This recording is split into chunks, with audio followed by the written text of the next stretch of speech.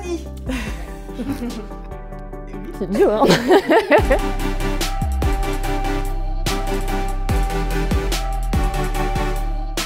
Là, je suis en mission dans une entreprise aéronautique. Je travaille sur le sujet REACH, qui est une réglementation qui vise à rendre les bains de traitement de surface un peu moins dangereux pour la santé des travailleurs et pour l'environnement.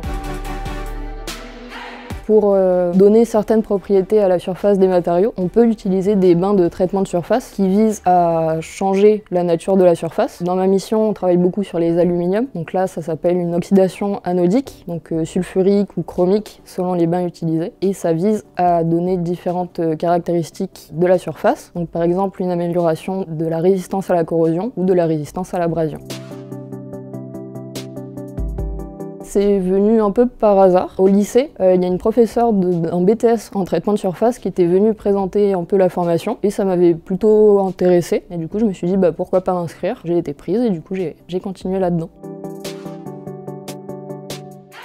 Les principaux défis, je pense, c'est les résultats qu'on n'attend pas trop. On a des résultats qui sortent un peu de ce qu'on aurait espéré. Et du coup, c'est toujours intéressant de trouver des solutions et aussi de comprendre pourquoi on obtient ces résultats, donc pour pouvoir les modifier et donc trouver une solution.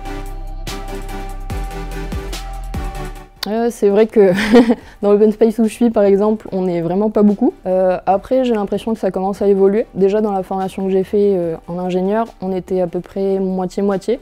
C'est déjà quelque chose.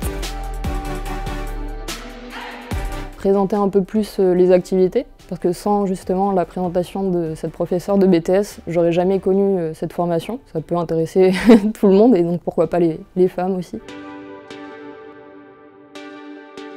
Comme dans tous les domaines, un peu de tout, mais en particulier la curiosité, je pense.